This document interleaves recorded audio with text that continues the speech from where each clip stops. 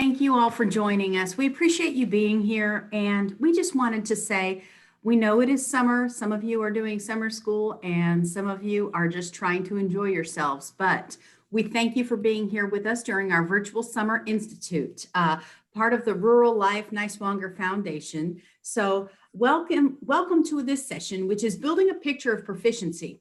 My name is Tracy Ballou, and I'm the session host for today. I'm here to support any questions you have, technical assistance. I'll help with the chat some, and as well as, share the session evaluation at the end that you can use for your self-selected in-service hours. It will prompt an evaluative report to you to click on, and that will give you your certificate at the end. So don't hesitate to ask us questions in the chat. I'll be monitoring that. But without further ado, I would like to present to you Sarah Kitzmiller for her session, Building a Picture of Proficiency. And I think you all will really enjoy it. So thank you so much, and don't hesitate to ask any questions if you have those. Thank you, Tracy. All right, like I said, we're so honored that you're here today and you're spending the afternoon with us. That was Tracy Ballou, and of course me. And we're going to just jump right in. So this is stuff that you already probably know about Zoom, but don't forget, and I always forget this one, that if you double click the screen to go full screen or escape to go back, and then obviously your video and mic, and then please make sure you're comfortable with the chat feature. I know it's the afternoon, and if you would prefer to unmute and talk, that's fine too. But definitely I'd like for us to be able to work the chat so that we can feel comfortable sharing and learning from each other today. You can expand or minimize your participant video bar as well. So accessing the materials, the session materials are posted on our Virtual Summer Institute website. And like Catherine was mentioning earlier, there's lots of other sessions too that if you missed, you can rewatch, and all those materials are still captured there. So see the schedule registration page, find your session under the appropriate day and time, and then just click view materials. You don't need to do that before our session, but you definitely will need those materials after. Please feel comfortable participating in this learning space today. I know it's the afternoon, and if you're like me, you might be kind of feeling like a nap. It can be awkward, but we can be awkward together. There will be many opportunities for sharing and discussion, so we're going to dig into the learning together. I learn something every time that I have conversation about this or go through this process. Please share your voice so we can learn from one another. Each of us brings knowledge and experience to this discussion. So I'd like for you to, first comes first here, I'd like for you to drop in the chat what you believe is the most critical and essential tool in closing gaps, in gap closure work for our students. What is an essential tool? What is the most critical practice? What are some things that you believe are the most essential tools, or the most essential practices in gap closure work?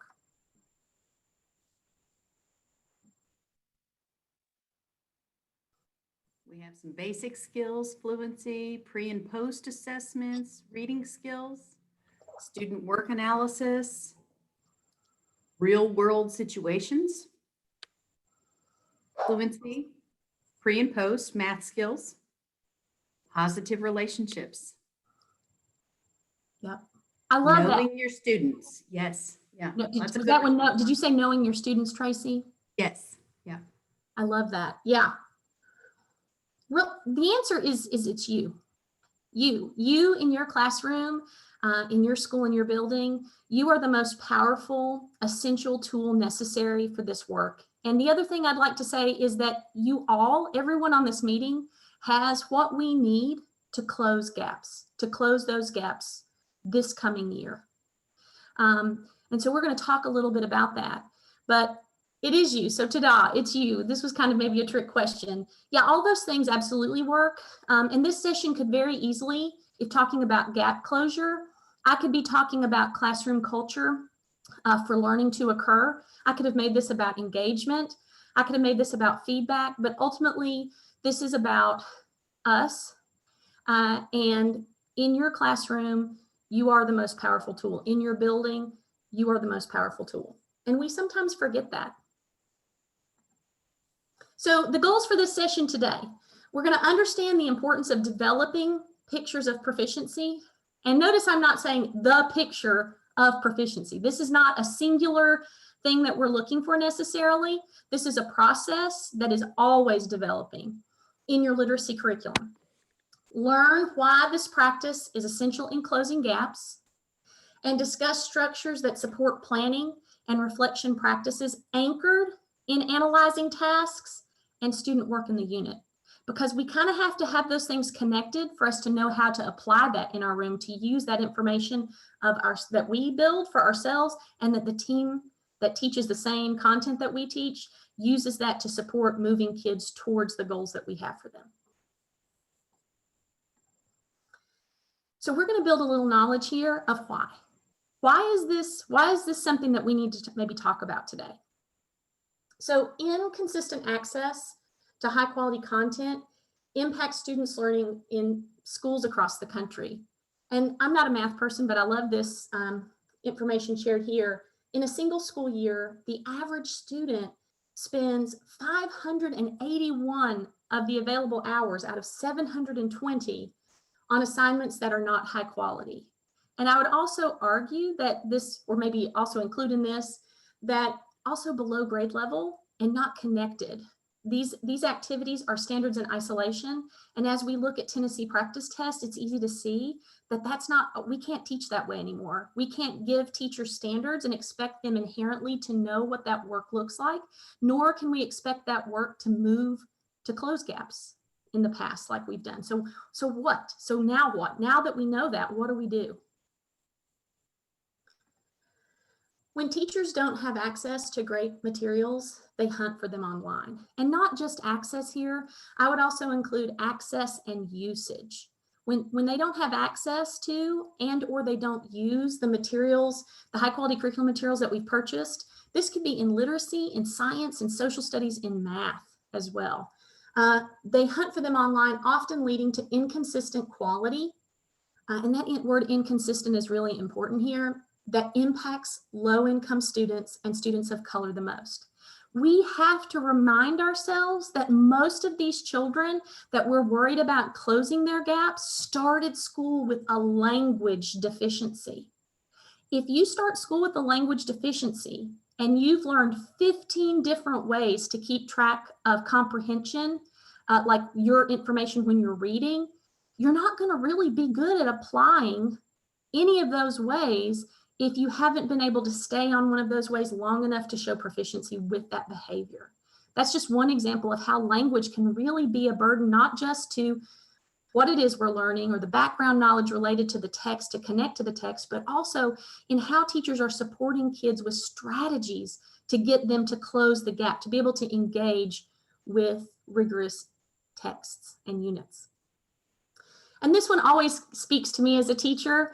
Teachers spend 7 to 12 hours per week searching for and creating instructional resources, free and paid, drawing from a variety of sources, many of them unvetted. And even the most well-intentioned of those, I'm sure I've purchased tons on Teacher Pay Teacher myself, where I thought I was addressing the standard I was looking for. And inevitably, I might have been addressing the standard, but not in the context in which kids are going to experience that standard. It might have been isolated standards work. And this is new thinking. I don't know about you all, but usually it was Sunday evening. I was sitting in my pajamas with a cup of coffee, thinking about what I was going to be teaching the next week to make sure I had everything covered. When teachers have access to high quality aligned instructional materials, it makes a difference in their classroom practice and the instruction students receive. Guys, this is where there's a lot of tendency that we have to solve problems and solve problems fast, that we skip over the learning that we need to provide and give teachers opportunity to build the knowledge, the shared knowledge necessary for themselves. Because if we can't close that knowledge gap and give teachers time to engage in that work themselves, they're not going to know what that means and value it when we look at students or know how to engage in that or what the outcome should be. And that's why I love this quote here. When students who started the year off behind grade level were given more grade appropriate assignments, notice there are more, stronger instruction, deeper engagement, and higher expectations, the gap between these students and their higher achieving peers began to narrow substantially. So in terms of gap closure, more time on skills and texts and the thinking necessary to be masterful equals gap closure. And that goes for teachers as well as students. So now I'd like to get you all to kind of share some of your thinking here. What stuck out to you in the last 3 slides that we just went through? You can unmute and share or type in the chat, either one that you feel comfortable with. We can, what can we as teachers take away from this information? So when I think about what I'm going to do, what I'm planning to do when I start the school year out, thinking about students in gap closure, what's some immediate things that I can do as a teacher when I'm starting to think in this way based off of these 3 slides and what they were suggesting? I'm curious to get your all's thoughts.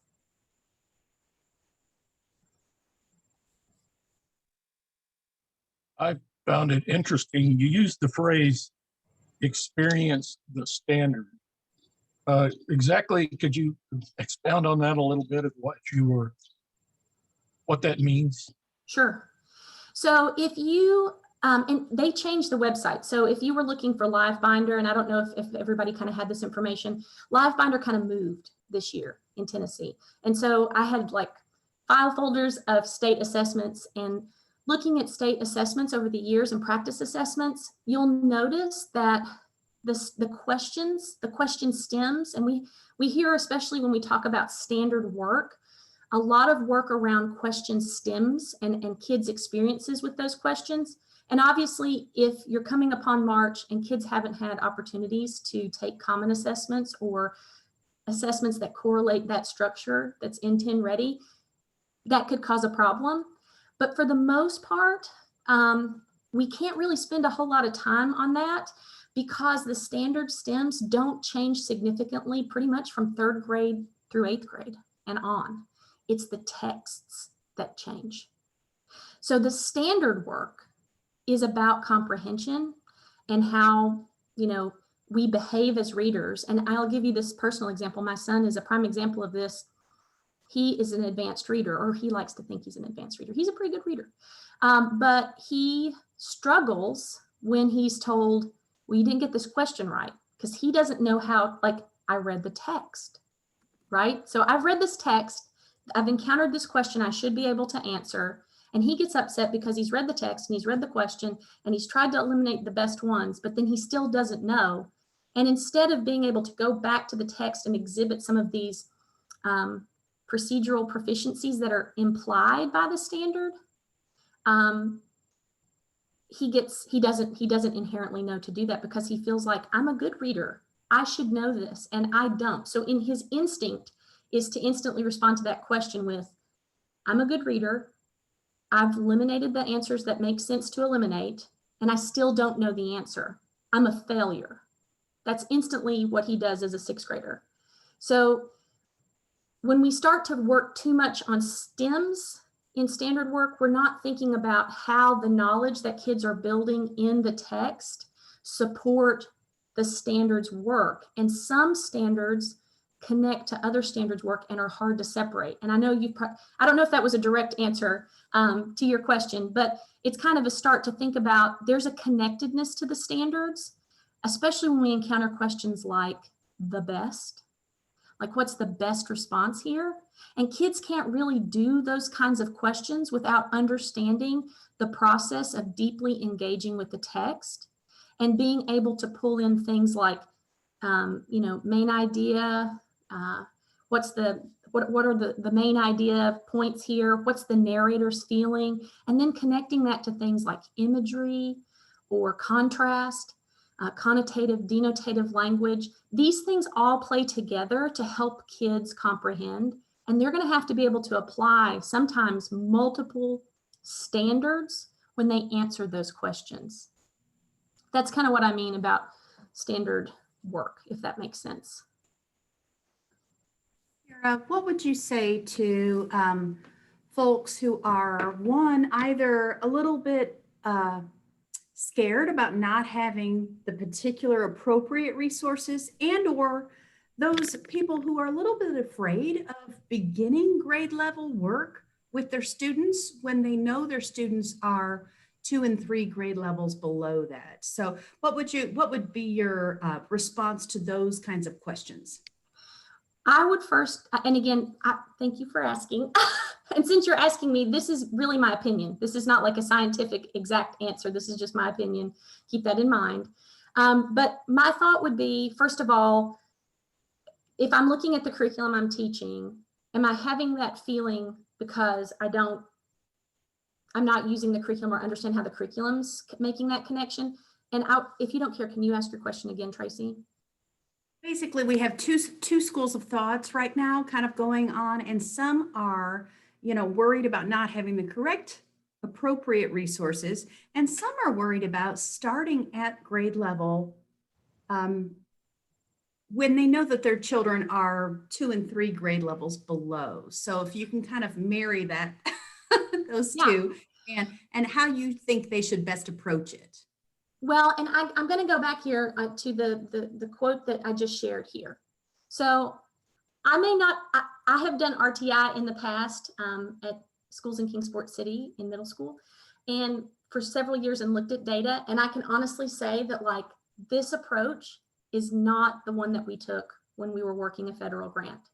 However, I will say that we showed lots of growth and lots of closure in gaps related to reading ability or related to skill work, but none of that had reciprocity on the 10 ready assessments that kids encountered. So this quote makes me realize as an instructor, I have learning to do here. So I'm kind of being open-minded and curious about this approach, especially if I have curriculum materials in my hand that are new and I'm engaging with. If I was on a pilot last year, or maybe I'm kind of in a new phase where I'm really engaging in my materials, I'm going to want to really engage in those materials and notice the behaviors that it's asking me to have as a teacher, as well as what it's asking students to do. And then kind of using my team to help support what proficiency looks like. And we're going to hop right into that. So I know I didn't answer fully your question, but hopefully this session will make you feel better about it. So thank you all so much for your response. I appreciate it. And again, as we move, if there's something that comes up, please feel free to unmute or drop in the chat, and we can stop at any point and have conversation. So I like a visual. I like a good visual. This process, this unit planning process, and I feel like I'm selling you a car here. This is about building knowledge for teachers around what proficiency looks like, using the task at the end of the unit, whatever you're going to use as an assessment there, and standards. So it's not standards in isolation, it's standards in context. And then everyone's going to go back and teach the unit with that picture in mind, and it's going to help them become better decision makers. You're going to feel more empowered to know what parts of the lesson you really need to make sure kids get, because it's closely tied to proficiency. And then this post-unit work is going to just be an opportunity to reflect with your teaching team on what strategies and practices really stood out that helped us achieve the features in the student writing that were essential for proficiency. So again, these are called bookends. And if you'll notice, it's really 2 meetings. So if your ELA team picks 4 units, that's a total of 8 meetings all year long. And if you're like me and time is critical, we want to make sure we're spending the time in a way that's going to give us and our students the most benefit. And this design is driven and derived from backwards design planning. So the templates that you will receive in your materials are based off of backwards design planning, keeping the end in mind. The end as the filter for how I, as a teacher, make decisions. And again, you can use this in science, social studies, any unit work you're doing. What are you looking for to determine what kids do that make them on grade level? What does that look like? And you're doing that before the unit starts, so that when you start to teach each and every lesson, you can make decisions based in that knowledge that's going to help you as a teacher. And I call it ROI, return on your instructional investment. You want the return on your investment to align to what proficiency looks like.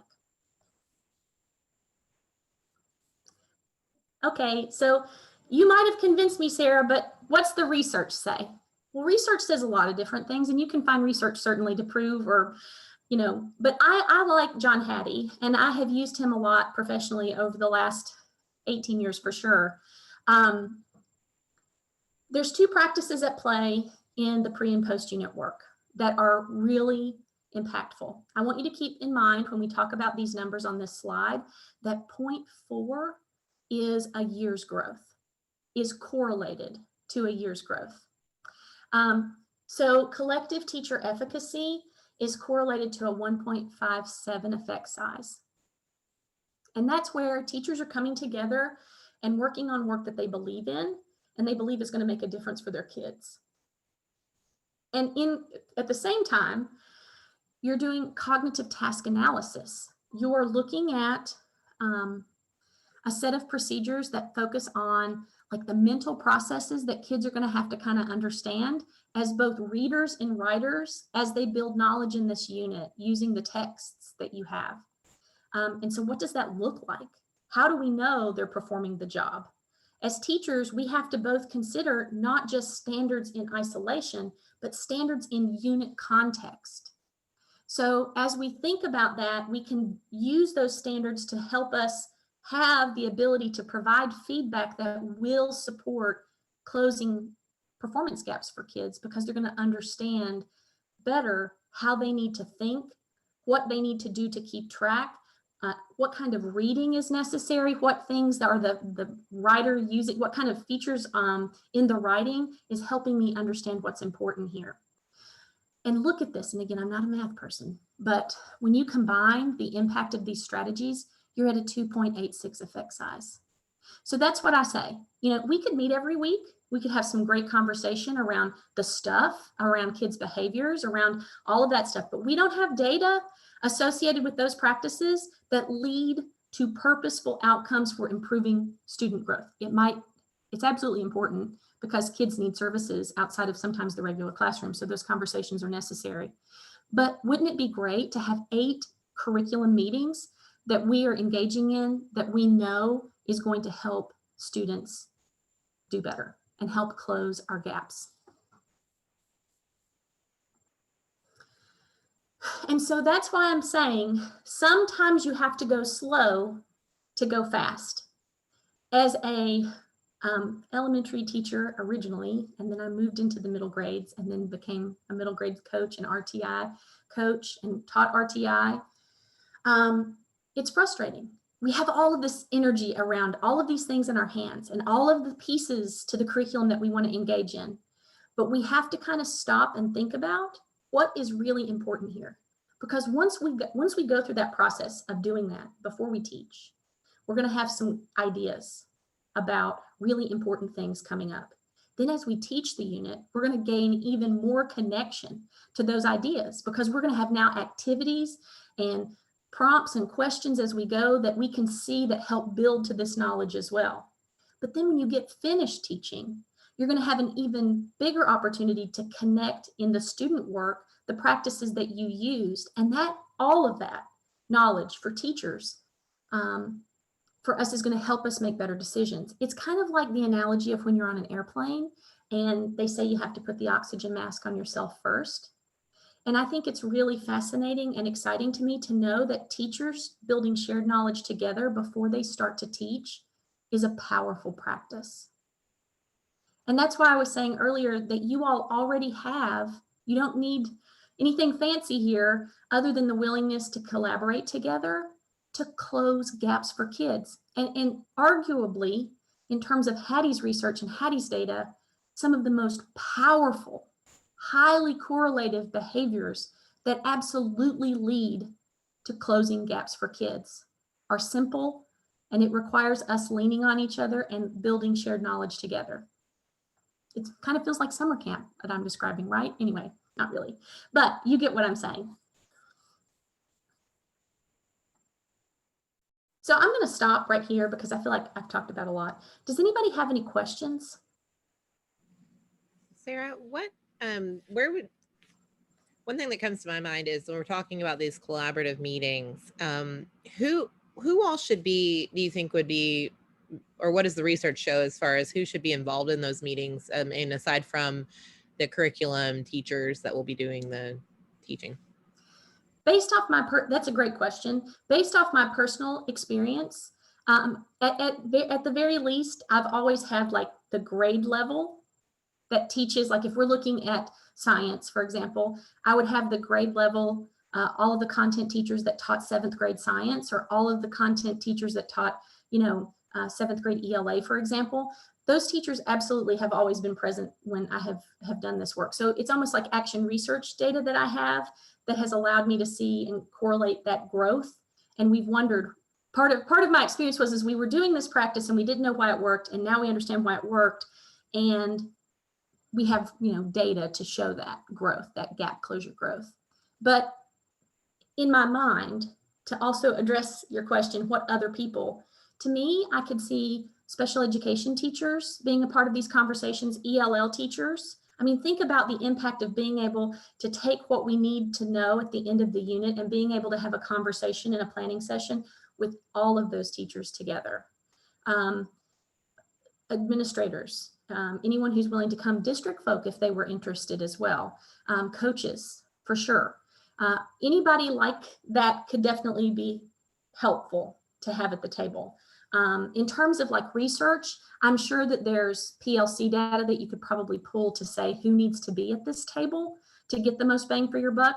But just to be completely honest, we closed, the school that I worked at this with in Kingsport closed state gaps in year 1, and then state and national gaps in year 2, with basically just having the coach, which was me at that time, and the teacher teams at the table. So you could have absolutely more, and I bet your impact would grow. Does that answer your question, Sarah? Yeah, that's perfect. Thank you. So again, I put this snarky version of myself. This is seems like a long story here, but I felt like for those of you who want to try this on, that it was worth kind of spelling this out so you could get a good sense. This process allows you to look at what students need to know and be able to do through the lens of your standards, the context of the end of the unit task, and procedural proficiency. And we had a little bit of a conversation about this. Procedural proficiency, in my mind, is the work that the reader does to keep track of their thinking as they're reading. What do good readers do? What do I do when I don't understand? These are things that as a team could be beneficial to help align your practices so that those behaviors aren't different.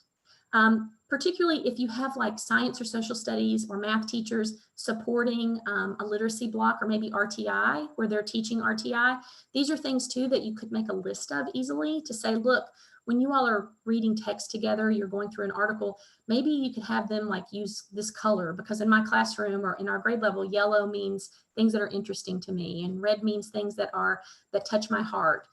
Those kinds of things help kids, and especially if you can get those similar going up, it helps align that shared knowledge of what does it look like when I'm reading a text. It looks like I'm going back to it and thinking about what I read to figure out what this text is about.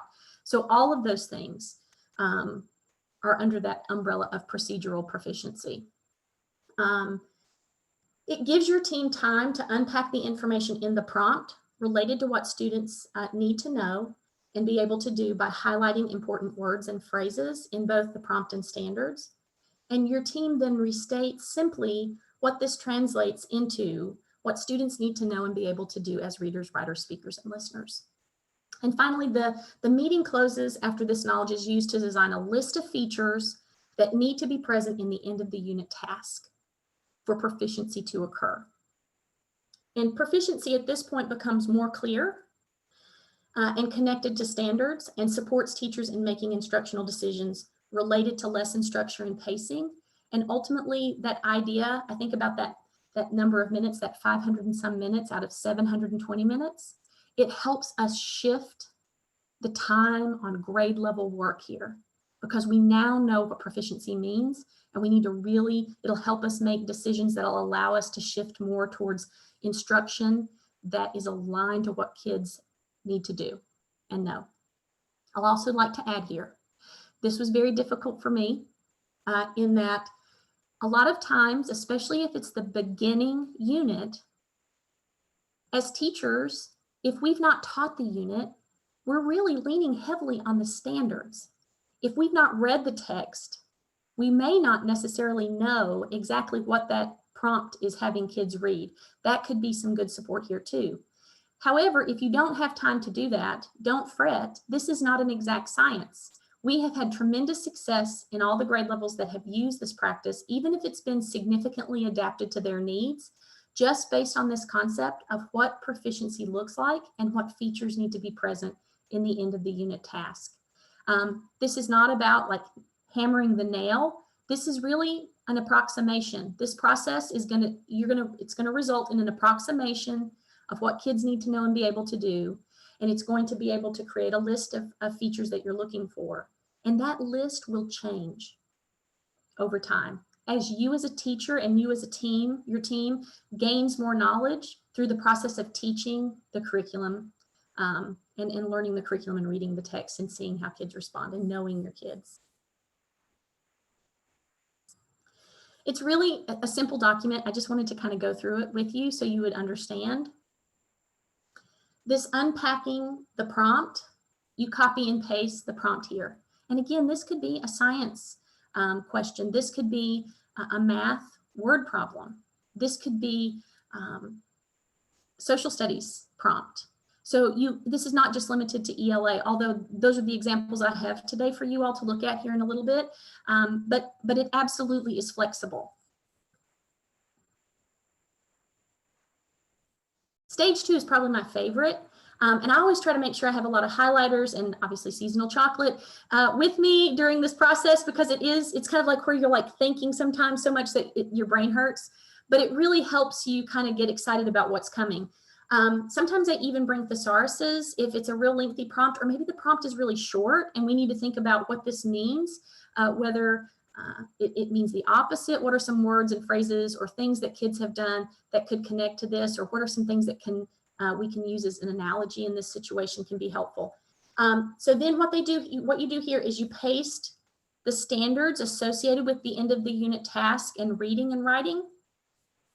And then once you've read the prompt and highlighted the important words and phrases, you've looked at the standards and made connection and highlighted the words and phrases that connect, then you're going to start to kind of basically, as a team, work on what will students, what does the students have to understand as a reader, as a writer, as a speaker and listener? Will they have to collaborate? What are some things that are going to be worthy to talk about out loud in the classroom and house collectively for kids to be able to refer back to? And that kind of starts digging into this procedural proficiency. Is there something as an anchor chart, as a teacher or a team, we can create together while we're here when we finish this to kind of support this work?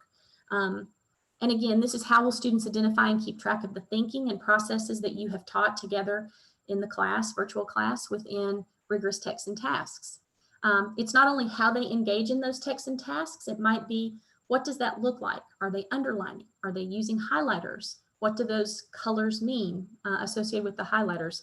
Those are the kinds of things that you and your team will want to have conversation with before instruction starts, so that it looks similar. And you can share that information to other folks. And this is my favorite part. On top of this being my favorite part, I really like this too, because in terms of a classroom teacher, this is something you can walk back to your classroom and constantly reflect on as you start to teach. So student work features, these are the categories from the Tennessee writing rubric: this focus, organization, conventions, language. What are things in the standards and in the prompt that we can list here based off of that evidence? So it needs to be connected to the language that's in the standard and in the prompt, and in what kids need to know and be able to do to be represented here. Once that chart is created, the meeting is over. And since I was always in those sessions, I would copy and paste this and send it out to the team. All right, I've done a lot of talking. So I'm curious to know, how do you see this process supporting teachers' development or picture of proficiency? And kind of what are some thoughts that you might be having about how can developing that picture support teachers, students, and even all stakeholders to some degree here? What are some of your thoughts? What are you thinking? What are you still kind of rolling around with? I would just love to know.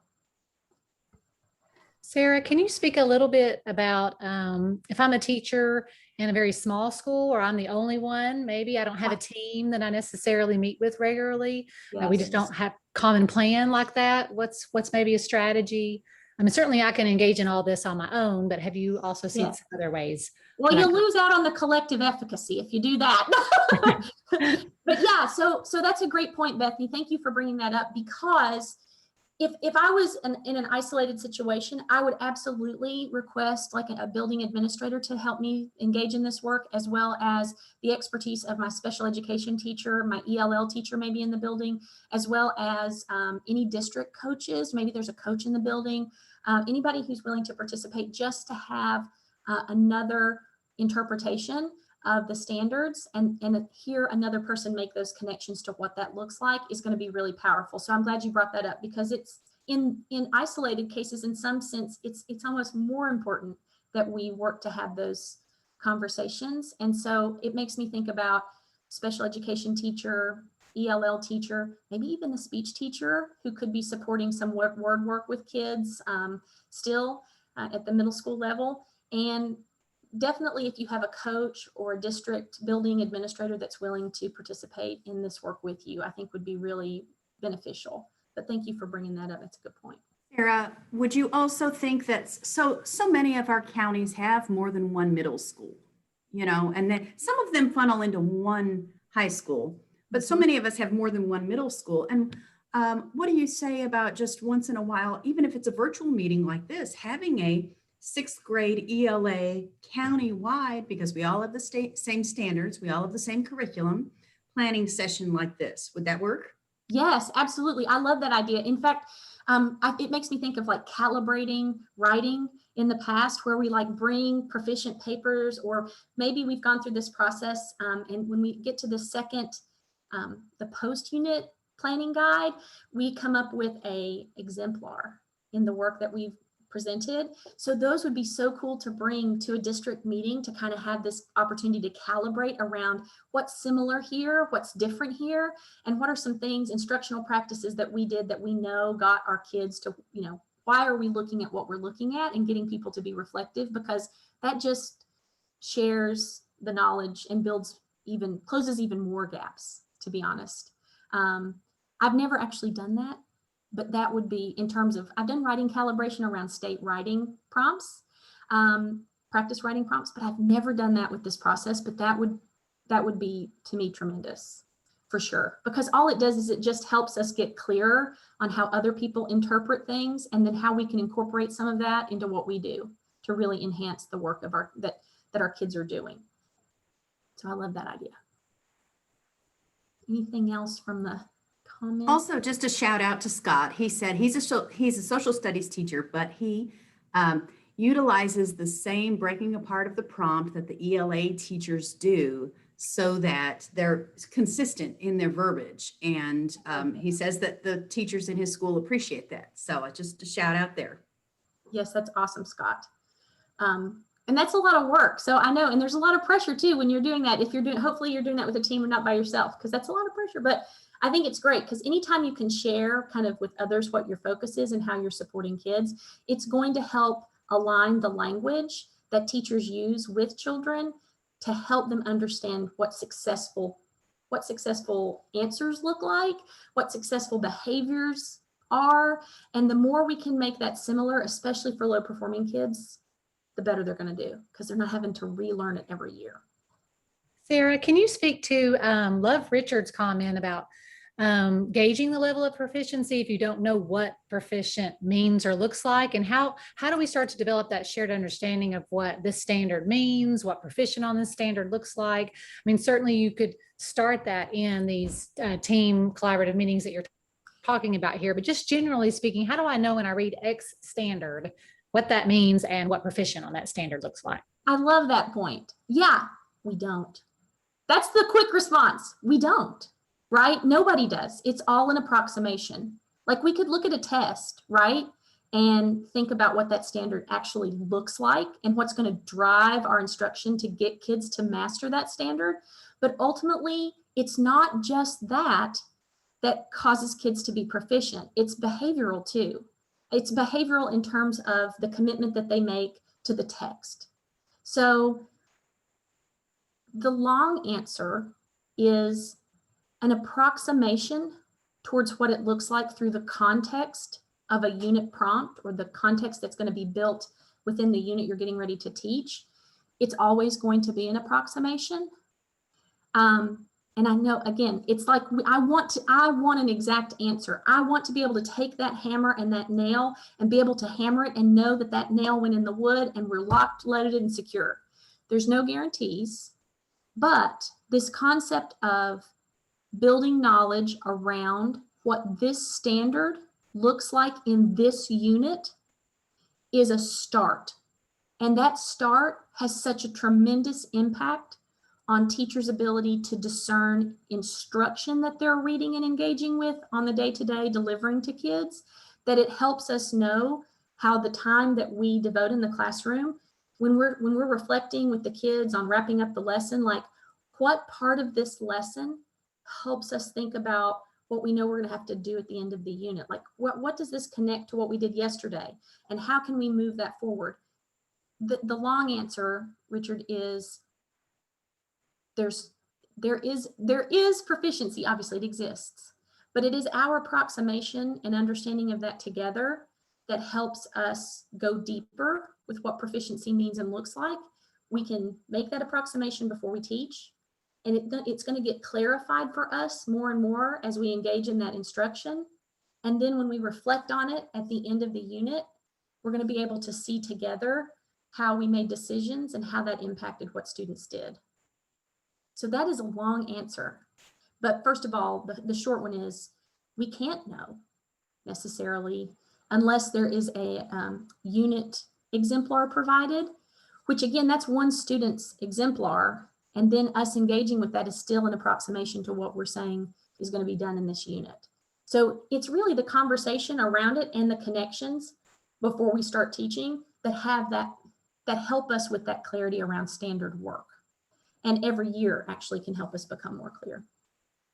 I know I probably didn't answer your question. But. Just to be clear, Sarah, you kind of mean the consensus of the team getting together, building their own definition, if you will, of proficiency. Yes. By utilizing some samples, which is what you're going to get into later, and coming to their own consensus of proficiency and then working backward from there. If here's where we want our students to be, yes, let's look back. Okay.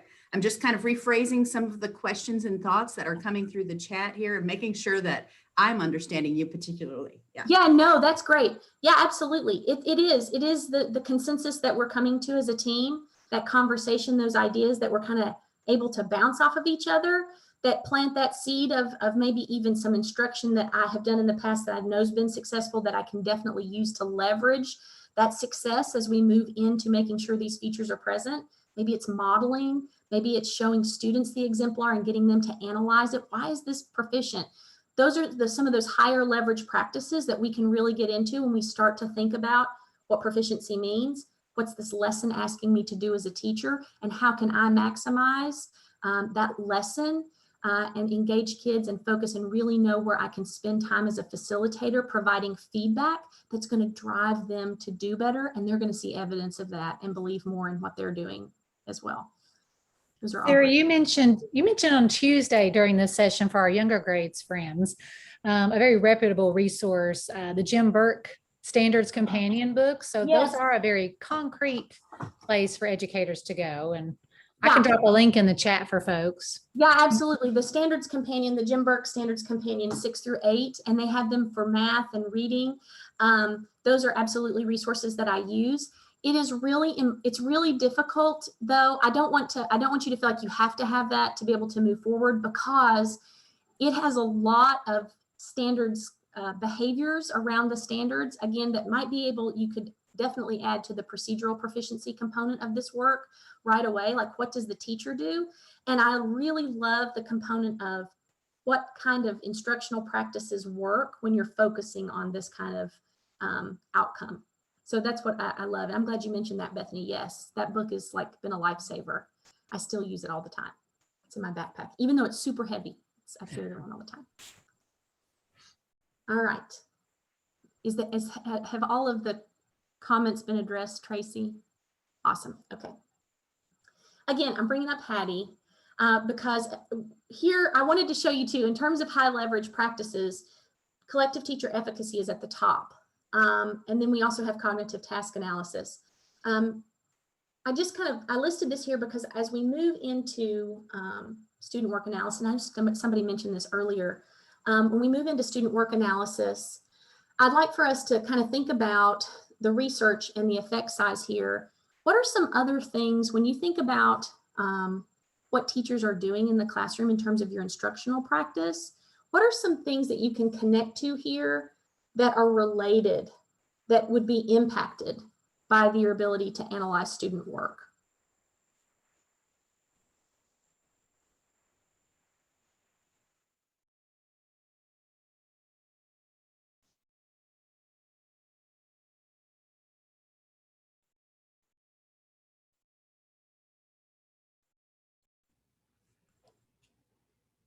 Sarah, do you care to say that one more time, please? Yeah, when you look at this list, are there some other influence, like the influences, the teacher behavior here on the left side? What are some things when you think about, when you look at student work, how can that influence some of these that are listed here that may not necessarily be cognitive task analysis or student work analysis, but could impact what you're really getting to the heart of? And I'm even thinking about it myself. I'll give you an example. For me, I always move to classroom discussion, because if I'm going to have a conversation after I look at student work, what are some things, what are some concepts and ideas that we worked on that are coming up that I'm seeing evidence of in their writing? Did I allow classroom conversation around what's showing up in their writing?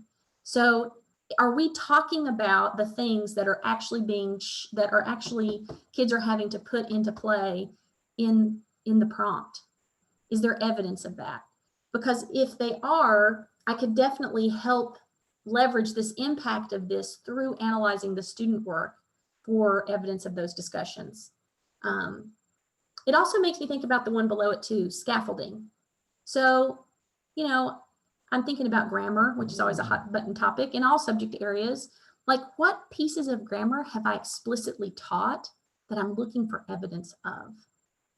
And how can I make sure that I am letting kids know that I'm not just going to randomly grade everything related to grammar. I'm looking for evidence of the skills and the concepts and maybe the syntactical variety that I've modeled, that we've talked about, that we've looked at, that this author has used. What are some of those things? And am I seeing evidence of that?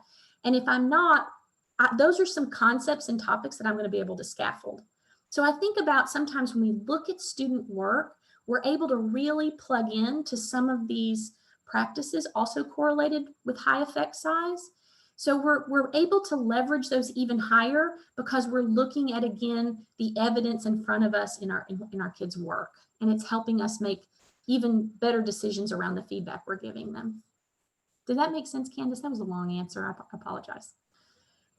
Yeah, and I noticed too, and I think we've seen this, like Bethany, she's calling out that hinge point is 0.04. And I know you cropped this image significantly just so that we could see like the top one. So yeah, there's 252. I couldn't fit it all on here.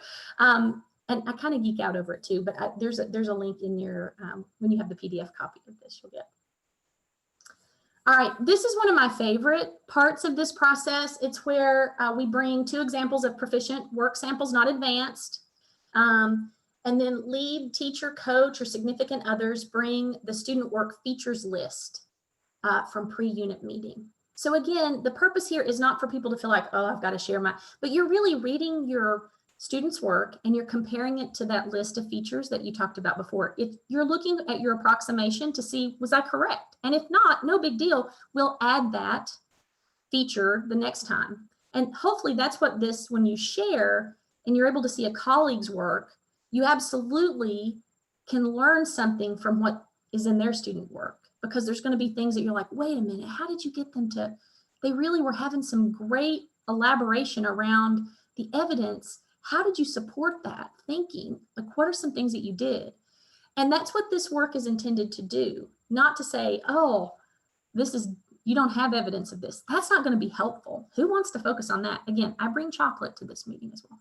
But I will say that when you're, in all seriousness, when you look at this and you look at the chart, when you're reading it as a teacher, you're just sharing, and then you're having some opportunity to reflect on, wait a minute, did we accomplish this? Did I accomplish what we said initially?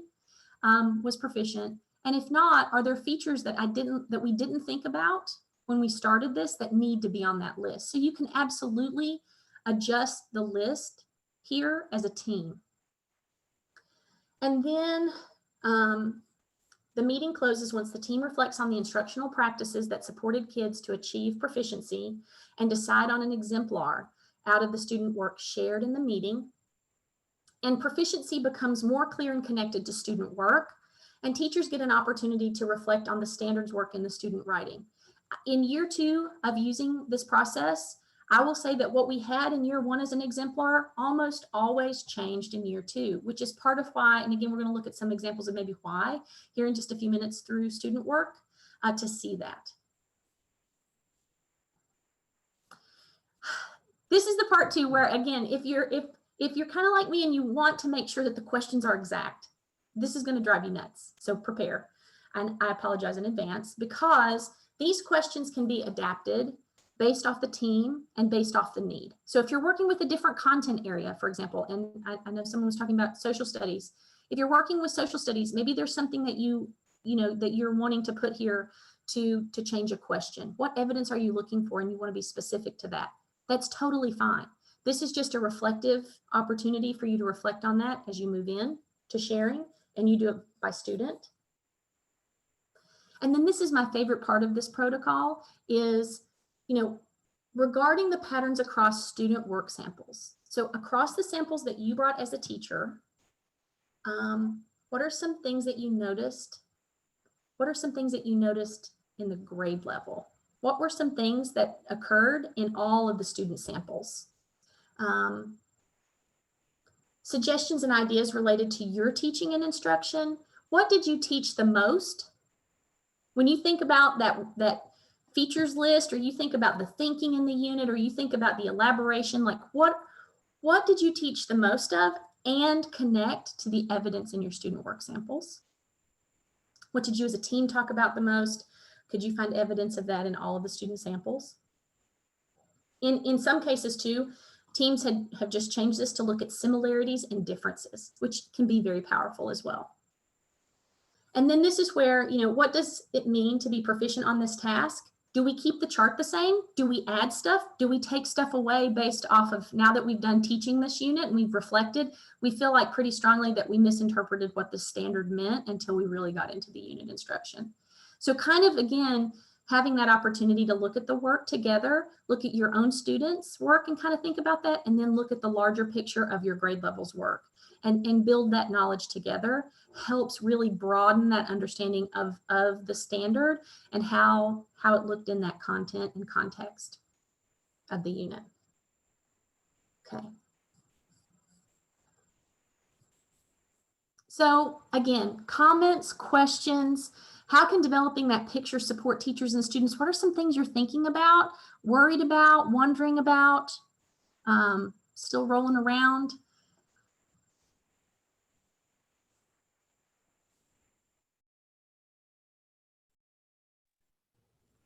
Sarah, they had some questions regarding the word efficacy, because we're so used to efficacy meaning results from the test scores, right?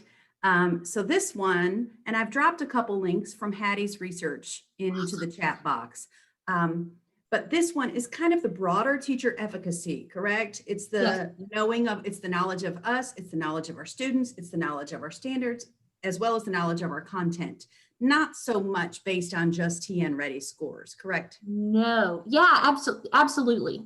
You know, absolutely, because it is that deep engagement with the work that we're doing that keeps us engaged with that concept of proficiency and standard work that helps us become more likely to get there. I'm going to give you an example. So say I take a benchmark assessment in October. If I know in October, I can already tell you, sometimes benchmarks confirm what we already know about our kids. If I take those kids out of the instruction that I'm getting ready to go into, they're not going to get more time on curriculum that they need to master. They're going to start remediation work during Tier 1 time, or if they get something different. You know, as long as they have accessibility to the text, that is, if they are non-readers and they're able to hear the text or have the text read to them, as long as we are making sure that kids have that accessibility to the essential text. Most of my kids that were non-readers were very deep thinkers because they were auditory processors, and they still deserve the opportunity to engage in complicated, deep thinking. And a lot of them can do that, especially through their auditory processing. And so I think a lot of our children, and I go back, because of my elementary experience, I can't help but go back to like kindergarten and first grade, where a lot of times kids come to school and they aren't able to do letter sound recognition. And because RTI starts so early, they get pulled out of the longer texts because they're not able to say their letter sounds. So what we are doing is we're robbing them of the experience of being able to hold complex thoughts in their head, while we're also forcing them into letter sound recognition, and there's not meaning behind it. So what ends up happening a lot of times is you'll see these kids as they progress and continue to grow and close gaps, but then there's still that gap of like, wait a minute, they're reading this and they're not comprehending like what's in front of them, and they've read it 2 or 3 times and they're not able to make deeper connections, but it's because they've not practiced deep thinking with sounding out letter names. It's not, we've overcompensated to hit that benchmark. We overcompensated getting them to say the letter and pulled them out of opportunities to entertain deep thoughts and hold conversation with their peers.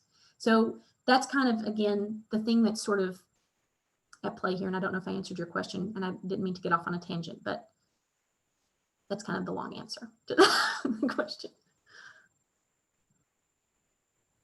Hey, Sarah. Yes. If it's not too much trouble, do you think that in your slides, could you go back to that slide where you had like collective teacher efficacy? Because it looked like you had a definition of it, I think, in like the lower left corner. Yes, it's the belief. In this sense, it was the belief of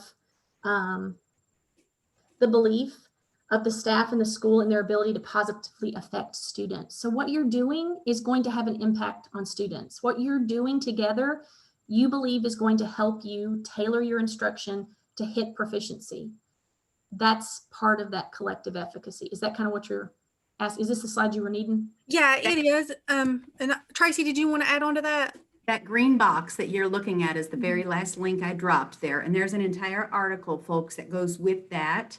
And that kind of gives his, and I also dropped a video of him kind of explaining what he thinks CTE, collective teacher efficacy, means and encompasses. Absolutely. Yeah, and here's the thing too. They're starting, and again, I tend to have an Amazon cart problem, but there's a lot of conversation now about student collective efficacy and their belief that they're working on what's important. So again, it is the ability to focus on that which we believe and know in our hearts is going to help us close gaps for kids. And the idea that we do that together and build that shared knowledge is kind of essential. And it may not start out feeling that way. And again, I have a little story to tell you. Thank you for dropping that link, Tracy. That was very helpful. Have we covered all the questions? I'm bad to just jump on, or have we covered all of the questions related? Okay, perfect. All right, so I get really excited about this. First of all, I want you to know that when we first started doing this, I was very nervous about kindergarten, first grade, because I've never taught that in regular school. I've always taught it in summer school if I've taught it. And so I was always nervous about the work there. And my favorite is when we first started this, I had a teacher, I could hear her running down the hall behind me, and she turned around, she was like, "This is ridiculous. My team, I can't believe you're asking us to do this work. My team meets together every day. We share resources, we share books, we have conversations about what it is we're doing. We even talk about we even do our parent letter, we do a weekly parent letter, Sarah. Like you're asking, this is ridiculous. This is not going to be helpful." And I was like, I want to say, first of all, I appreciate your honesty. And thank you for holding back. And I was just kidding. But she laughed. And I said, so here's what I'm going to say.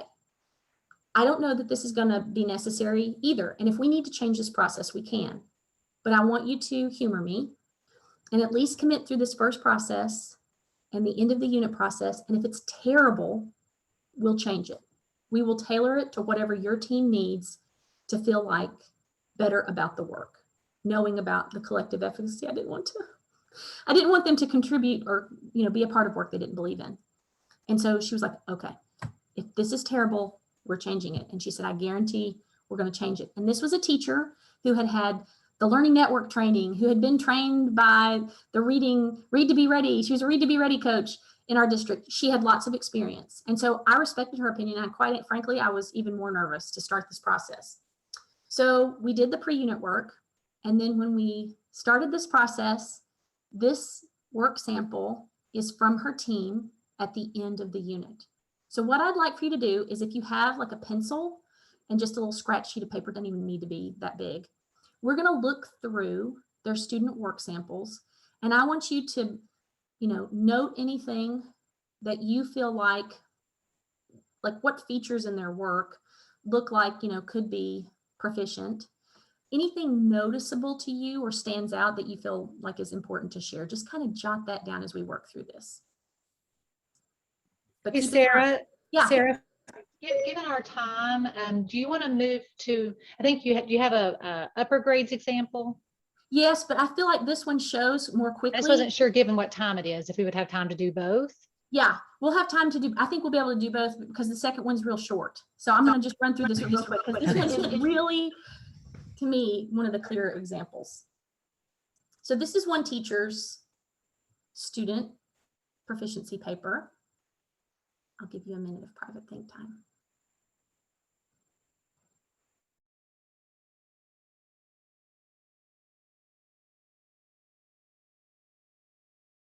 I always feel like it's better when you move to the second one. So maybe I'll give you 30 seconds of private think time. So I'm going to move to the next one. This is another teacher's example of proficient student work.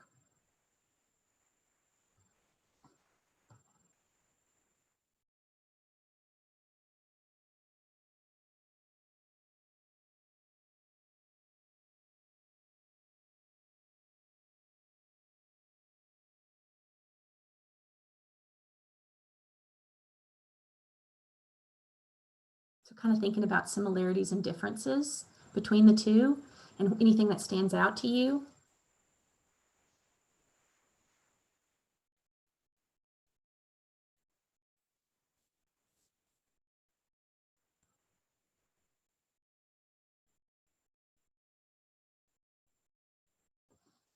Okay. And finally, this is the final example. Another teacher had done a modeled writing, had done a shared writing with their students and had written it out on chart paper. And you can kind of see where the chart pad is, like the spiral is up here. She'd taken a picture of it and taped this into all of their draft books. So they wrote this in a shared way and she just put this in their draft books.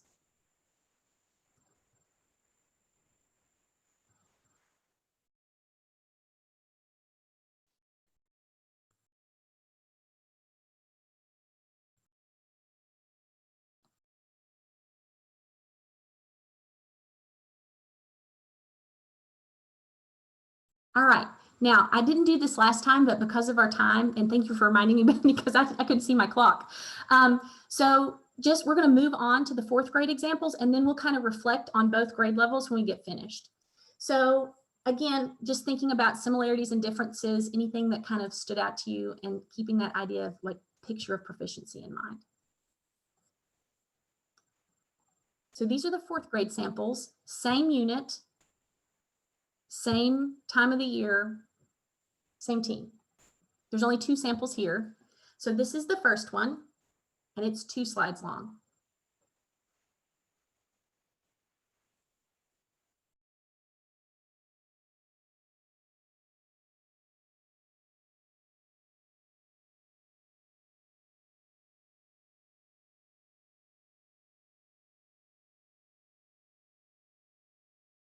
And then this is the last part of this essay.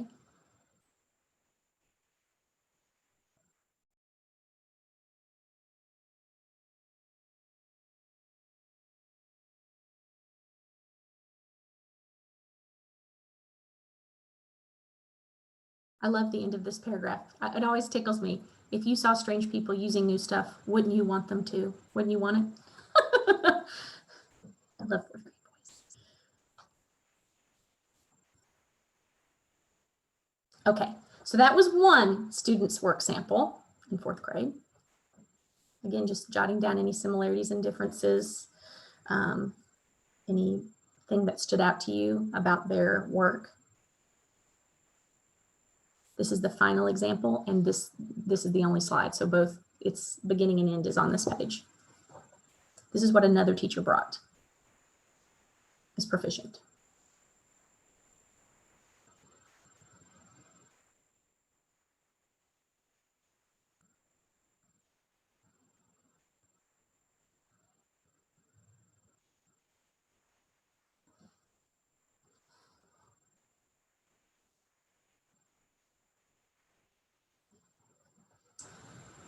Wait time is the hardest for me.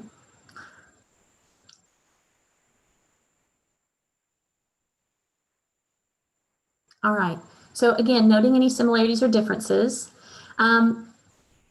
Also, if you take just like 30 seconds, 20 seconds, and just jot down what you think that you saw in these 2 samples that makes you think that this work helps to close gaps. Why do you think this work helps to close gaps? Was there evidence in these 2 samples that you saw that might indicate how this can help close gaps? All right.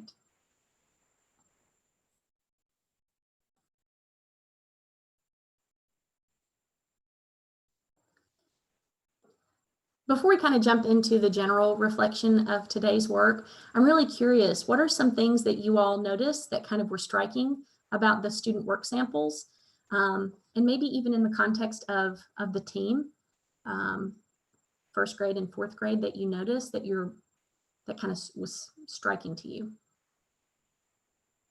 And feel free to unmute.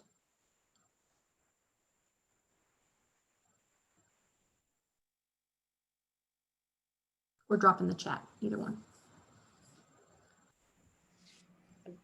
With the 1st grade one, I noticed that the second one was much longer and had a higher, as far as vocabulary.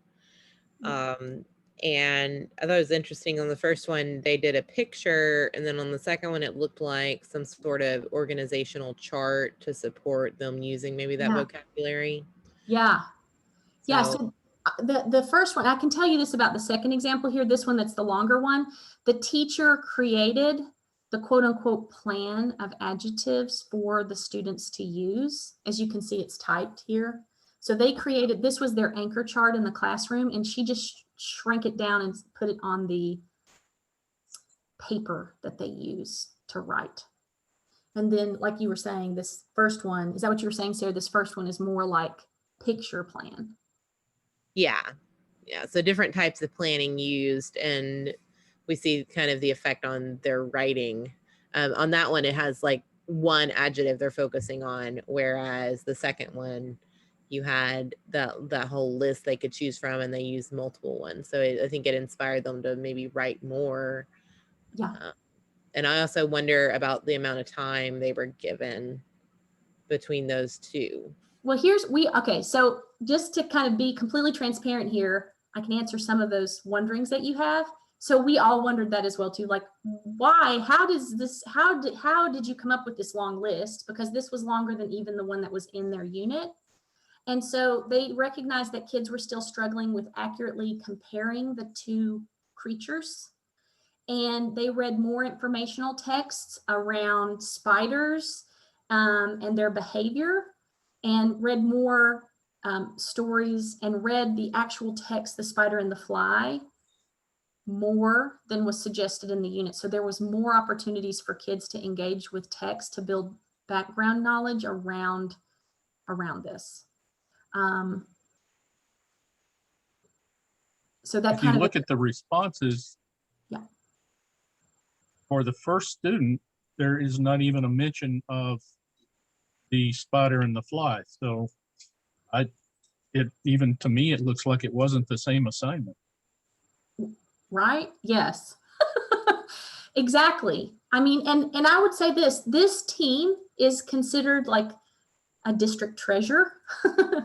I mean, honestly, they've had people come and observe their work together.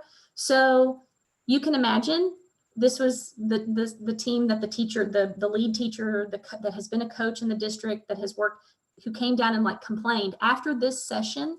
She was almost in tears and came down and apologized to me because she did not recognize how off their team was in their understanding of what proficiency looked like in terms of student work.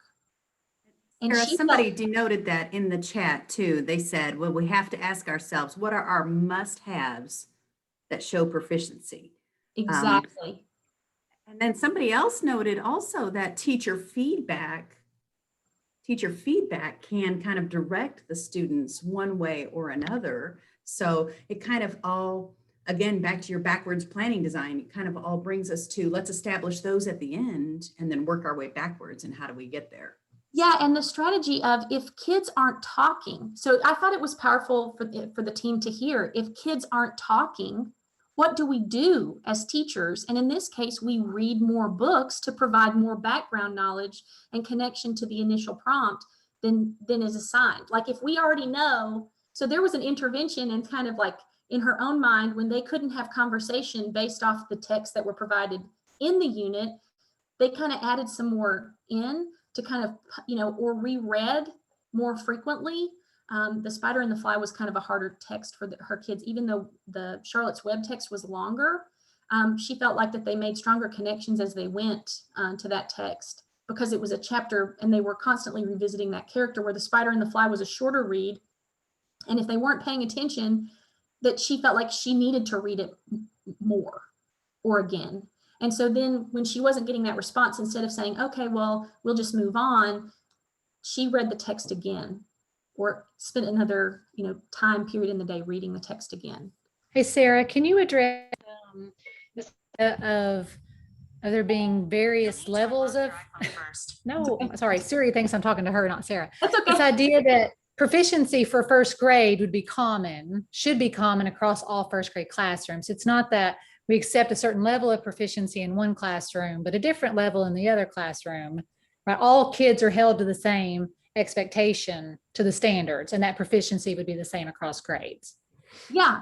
So I think I understand what was your question again, Bethany? Well, I think, to the comment that maybe proficiency would look different across different grade level, across different classrooms based on the students. I think obviously kids are bringing in, all these different levels, but our end goal would be the same for all students. This level of proficiency on the standards would be the same. Yes. Yeah. Yeah. So again, I only showed, and that's a great point. And I feel like just because of time too, and to be able to address that point, I want to say that like this teacher brought 2 samples of student work, and both of the samples that were proficient looked similar.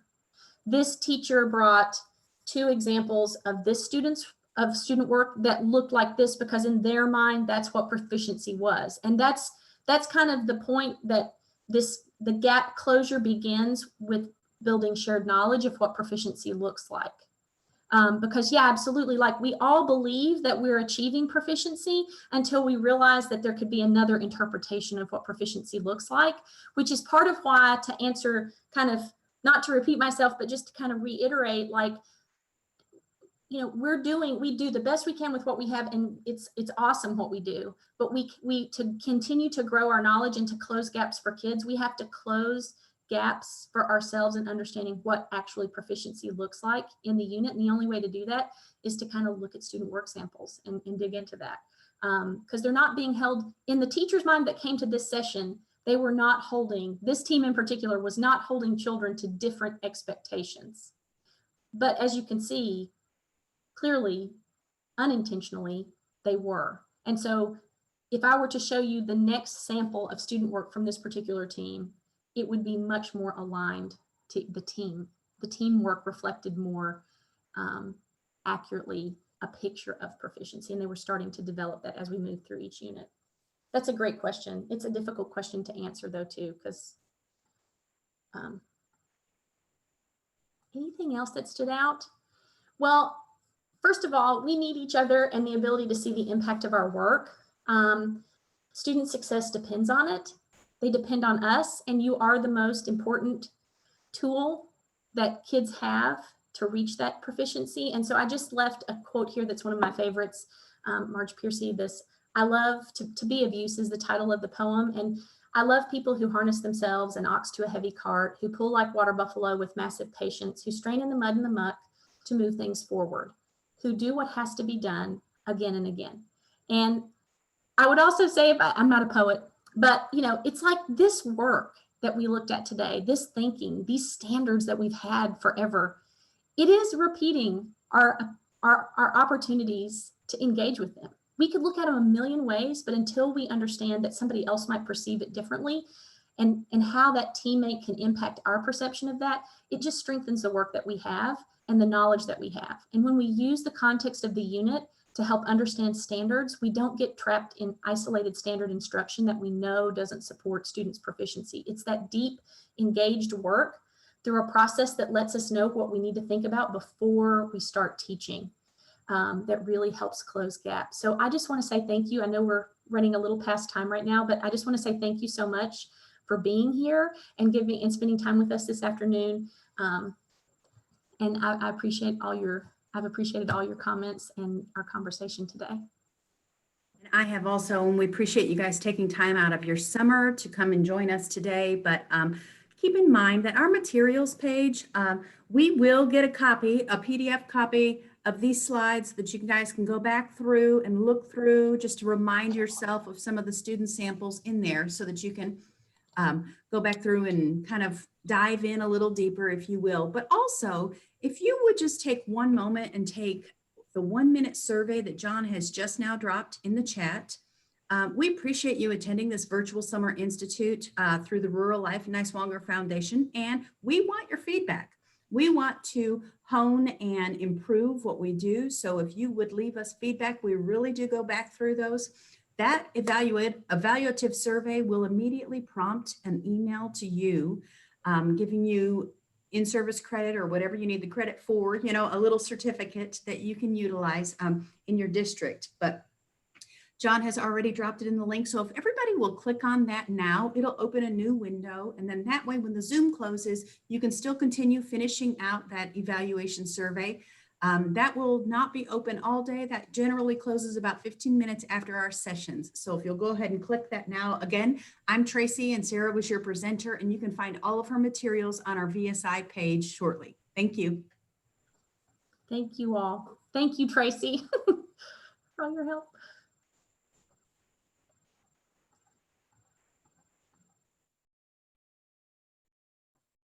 I'll hang here if anybody has any questions or follow up, but after you finish the evaluation, the 1-minute